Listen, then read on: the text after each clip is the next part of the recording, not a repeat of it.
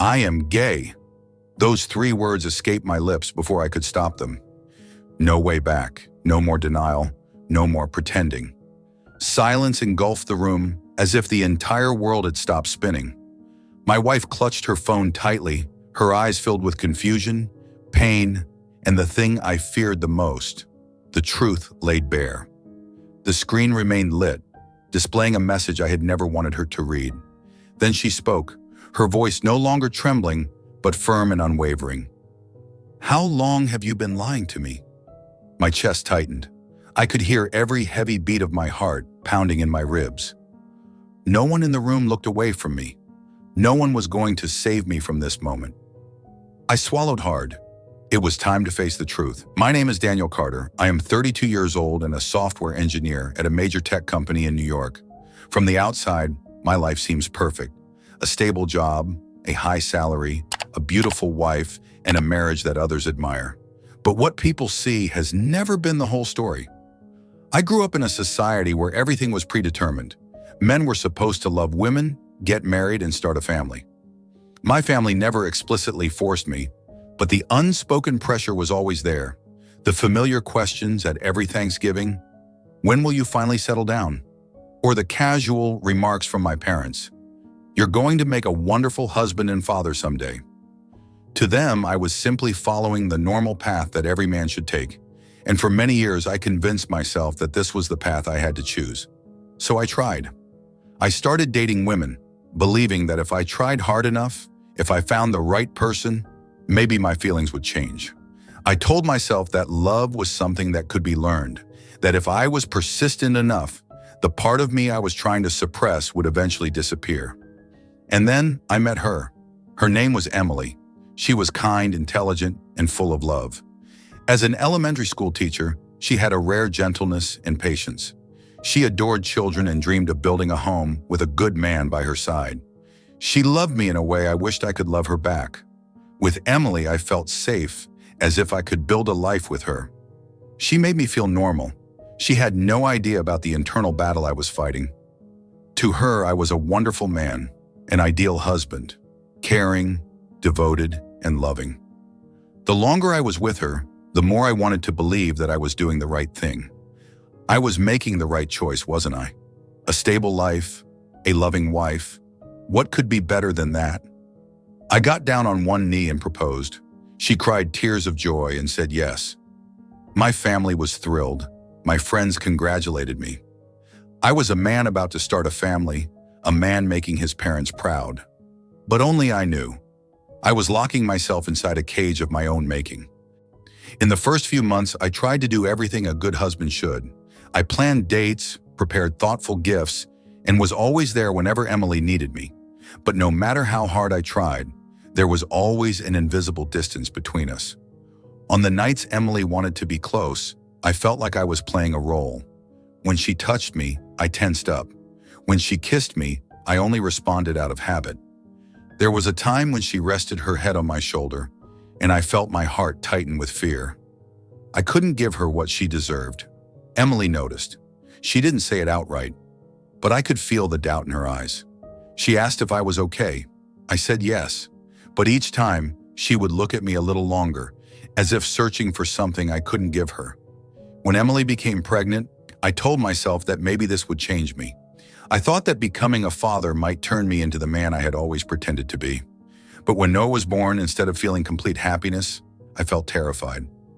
I loved my son, but I also knew I couldn't keep lying.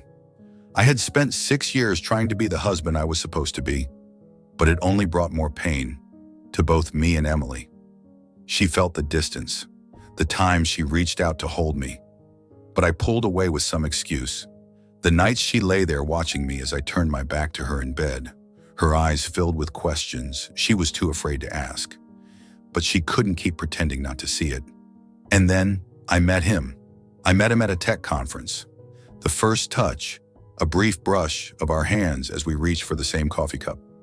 A fleeting glance, but something inside me stirred. Alex, a talented, sharp, and confident programmer. He had a direct way of speaking that was captivating, and every story he told made me want to listen more. As we stood next to each other during the seminar, I realized I was smiling. Not the forced smile I gave Emily, but a real, genuine smile. After that day, I couldn't stop. At first, it was just casual work-related messages, small talk about the tech industry. But over time, we texted every day. The messages stretched late into the night with goodnight texts that should have been meant for my wife. I lied to Emily about late meetings just to spend more time with Alex. Coffee breaks turned into dinners, and dinners turned into long walks under the city lights. I knew it was wrong, but I couldn't stop. Every time he smiled at me, something inside me shattered. The years I had spent living as someone else, the embraces I had never truly felt with Emily, the longing to be myself. When Alex accidentally brushed his hand against mine, I flinched, pulling away. But deep inside, I longed to hold on to that moment forever. One night after a meeting downtown, we stood in the parking lot, just inches apart. Neither of us spoke. My heart pounded, my breaths were heavy. I knew I should turn away. I knew that if I crossed this line, there would be no going back. But I didn't turn away. I looked into his eyes, and in them, I saw myself, a version of me I had buried for so many years. Alex made the first move. He placed a hand on my shoulder, unhurried, as if waiting for me to decide. I kissed him. My first kiss with a man. The first kiss I truly felt. No reluctance, no duty, no sense of obligation. Just me, Alex, in this moment. But then guilt crashed over me like a tidal wave. I pulled back, gasping. I have a wife. Alex didn't say anything. He just nodded, his eyes free of judgment. I understand, he said, but that doesn't change the truth. I drove home in a daze. Emily was already asleep, curled up under the blanket, her face so peaceful it made me feel like the worst kind of traitor.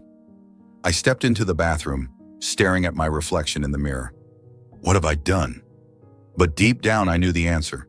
I had found a part of myself that I could no longer deny.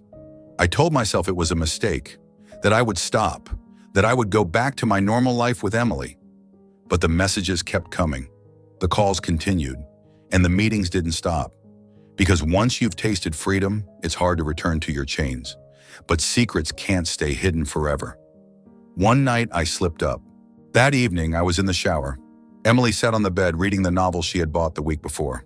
Normally, she never touched my phone.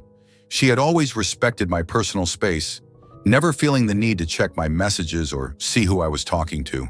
But tonight, an unfamiliar feeling crept into her, a vague intuition, as if something was off.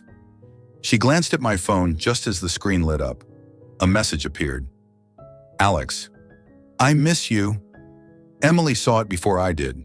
I didn't realize it right away. When I stepped out of the bathroom, she was still sitting on the bed, my phone in her hand, the screen still glowing. Her face didn't show the explosive anger I had feared. Instead, it was a deadly calm, as if something inside her had shattered. Daniel, do you have something to tell me? My body froze. I stepped toward her, reaching for my phone, but she was faster. She held up the screen, the message from Alex slicing through the space between us like a knife. How long have you been lying to me? The room fell into an unbearable silence. I felt my blood run cold, my heartbeat thundering in my chest. I knew this was the point of no return. I wanted to lie to find an excuse, but I couldn't. It was all too clear now. Emily, I'm sorry. She laughed, a hollow, painful laugh. Sorry? What exactly are you sorry for? For betraying me? Or for the fact that I found out? I opened my mouth, but no words came out. The sound of rain hit the window. The clock ticked on the wall. Everything seemed to freeze in place, except for the growing pain in her eyes. It's him, isn't it? Her voice trembled. Alex, it's him, isn't it? I swallowed hard. She already knew. There was no hiding it anymore. Yes, one word. But it destroyed everything we had built over the years. She broke down, her shoulders shaking. She didn't scream, didn't throw things, didn't hit me like I had feared. She just stood there, broken. Why, Daniel? Why did you marry me? Why did you let me believe we could be happy? I wanted to tell her that I had tried, that I had loved her in my own way. But all of those words would have been empty. I had married her out of fear, I had deceived her because I didn't have the courage to face myself. She took a deep breath and wiped her tears away. I should have known the truth a long time ago. Her words cut through me like a blade, because she was right. She should never have wasted her youth on someone like me, someone who could never love her the way she deserved to be loved. Footsteps echoed outside the door. My parents. I didn't know when Emily had called them. The door swung open, and I saw them staring at me, their faces filled with uncertainty. "Daniel, what's going on?" Emily turned away, her eyes red and swollen. "Ask him," she said, her voice empty. "Ask your son who he really is."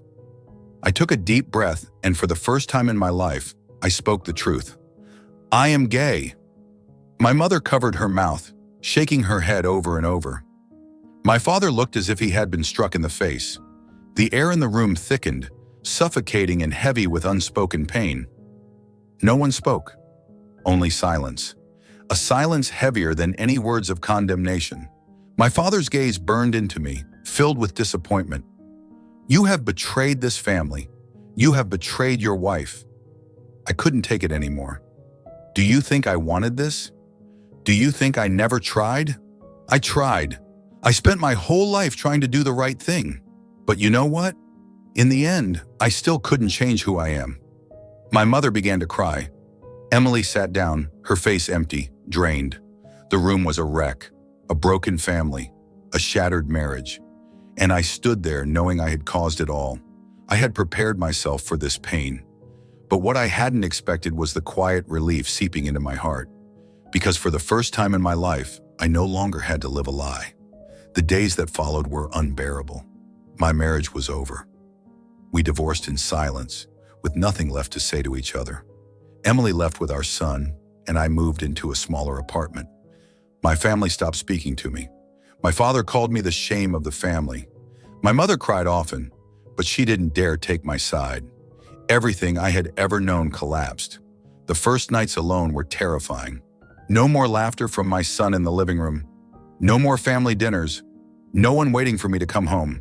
Just me, 4 cold walls, and the darkness swallowing every emotion I had. But amidst all the wreckage, something unexpected happened. I felt relief. For the first time in my life, I no longer had to hide. No more haunted glances in the mirror. No more fear of someone discovering my secret. I was free to be myself, but the price was steep. I started rebuilding my life. At first it was difficult. Not everyone was willing to accept me. I lost friends, lost my family's approval, lost the sense of security I once had. But I kept going, even when I wanted to collapse. Through the lonely days and sleepless nights filled with doubt, I asked myself if I had done the right thing. But then I realized, the truth is never wrong. Emily and I remained in contact, though it was tense at first. She was angry, hurt, but she never shut me out of our son's life.